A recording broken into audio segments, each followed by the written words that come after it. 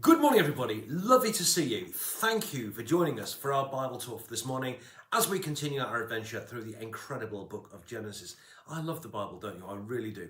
Anyway, today we're going to do things slightly differently. We're going to look at two chapters of the Bible this morning, chapters 10 and 11 of Genesis. And the reason is this. Essentially, chapter 10 is a long list of names, which are the descendants of the three sons of Noah, Shem, Ham, and Japheth. And it's a whole string. I don't intend to read all these names out to you. I'm going to skip that chapter. There's one interesting person in here who is a guy called Nimrod, who becomes a warrior. But apart from that, he's simply just a list of names of the descendants of Shem, Ham, and Japheth. So I don't intend to read those to you.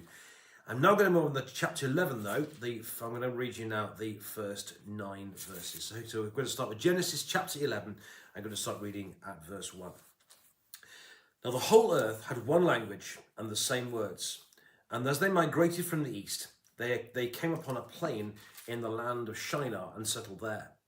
And they said to one another, "Come, let us make bricks and burn them thoroughly." And they had brick for stone and bitumen for mortar. And they said, "Come, let us build ourselves a city and a tower with its top in the heavens, and let us make a name for ourselves. Otherwise we shall be scattered abroad upon the face of the whole earth." The Lord came down to the city and the tower, which mortals had built. And the Lord said, "Look, they are one people, and they have one language, and this is only the beginning of what they will do. Nothing that they propose to do will now be impossible for them. Come, let us go down and confuse the language there, so they will not understand one another's speech." So the Lord scattered them abroad from there over the face of all the earth, and they left off building the city. Therefore it was called Babel, because there the Lord confused the language of all the earth. And from there the Lord scattered them abroad over the face of the earth. And this is the word of the Lord. Thanks be to God. So, we now have the famous story of the Tower of Babel. And I want to say about 4 things from it, really. Firstly, the word Babel is interesting because prior to this, the people had all spoken one language, they all kind of done one thing. And from this moment on, they start speaking different languages. And for those of us who struggle with languages, it's been a problem ever since. But there we go, I'm glad there are people that can. But the interesting thing about the word Babel becomes the word from which we get the word Babel, as in babbling on, where people speak and other people don't understand. And so that's the word Babel. But the other interesting interpretation of the word Babel, also because it's remarkably like the word Babylon.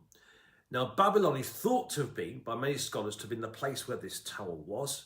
And of course, later on, Babylon in the Bible becomes a place of sin and pride and so on.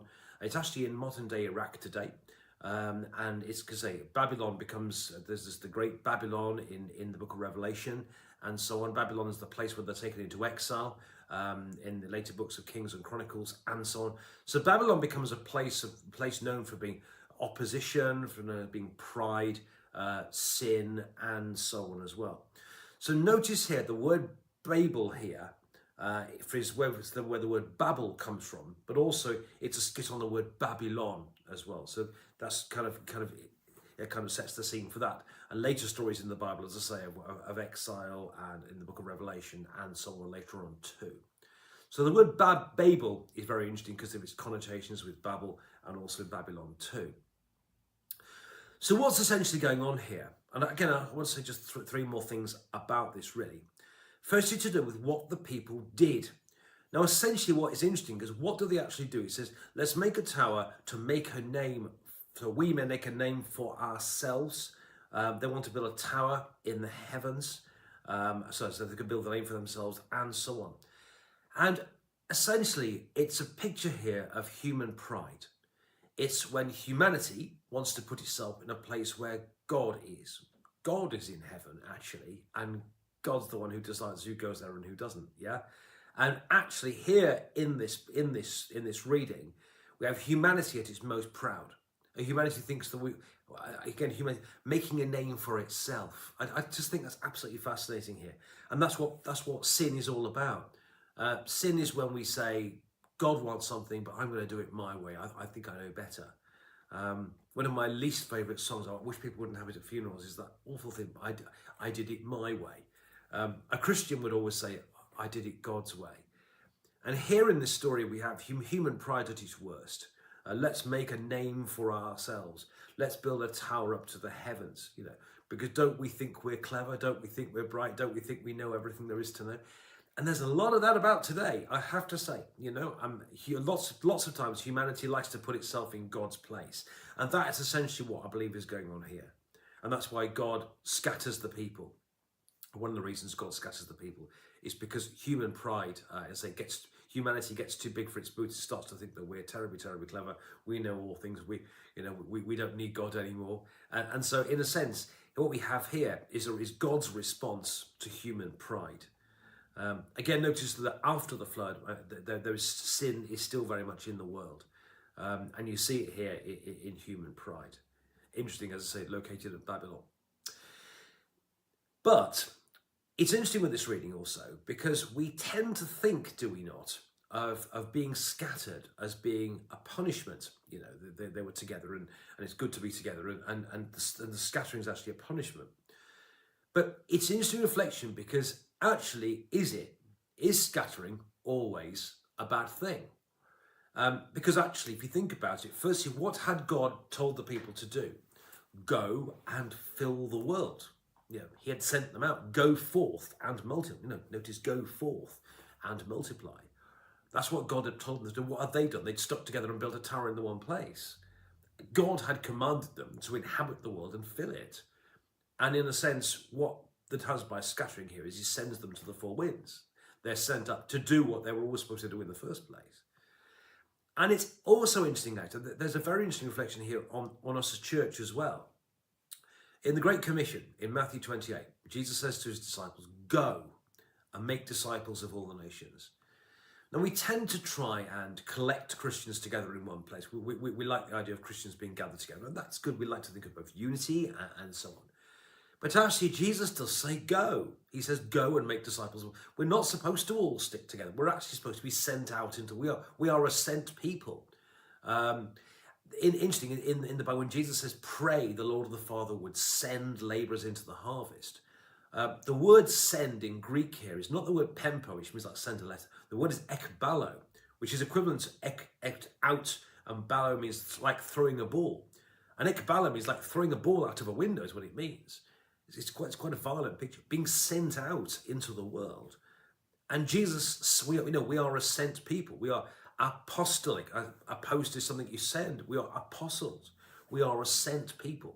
And as I say, we like to gather Christians together, and that's great. But actually, we are sent out into the world. We are a sent people. We are people on a mission, and we're not called to all stay together all the time. We are called to be sent out into the world. It's interesting with the early church. The early church was, and the modern church was persecuted. But often in the early church, what happened was that because the church was persecuted, obviously it's terrible for the people there, clearly. But what it often had the effect of doing was sending the people out. The people left, they went elsewhere, and they took the gospel with them. So them being scattered actually meant that Christian communities were set up around away, not just the locality as well. It actually actively sent people into the world. So when you think about the sending out here, the scattering of God's people here, firstly, it's doing what God planned in the first place, fill the world, but also for us today, we are a sent people into the world too. And we need to remember that imperative to be sent out into the world. And then after this, so we have these incredible story, the famous Tower of Babel. Then the rest of chapter 11 is again another string of names, descendants of Shem, Ham, and Japheth.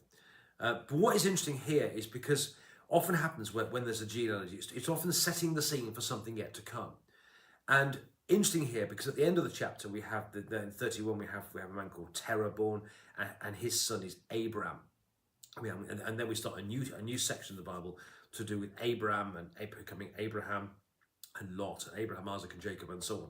So this genealogy here is setting the scene for the next great act that God's going to do, which is sending Abraham, who becomes Abraham. So what these genealogies do is they set everything in history. That the first genealogy here is all about the sons of Shem, Ham, and Japheth, and then the Babel. And then after this, we've got another genealogy setting the scene for the arrival of God's next great act, which is the arrival of Abraham, who becomes Abraham. So, friends, I hope that makes sense. It's a fascinating story, the story of Babel, which becomes Babel, as in Babylon, that place of sin. Think of the Tower of Babel as a place where human pride and therefore human sin is first, and God's response to that. Next, think about scattering not necessarily being a bad thing, but remembering we are called actually to be scattered. We are called to be sent out to spread the gospel into the world. But now remember that there's a slight change in tack here in the book of Genesis. This next genealogy here, the rest of chapter 11, is preparing the way, setting the scene, if you like, for the arrival of Abraham, who becomes Abraham, the great father of the people of God. So my friends, hope that makes sense. God bless you. Thank you so much for watching. Do please share this message with your friends so that people enjoy them as well. Tell the people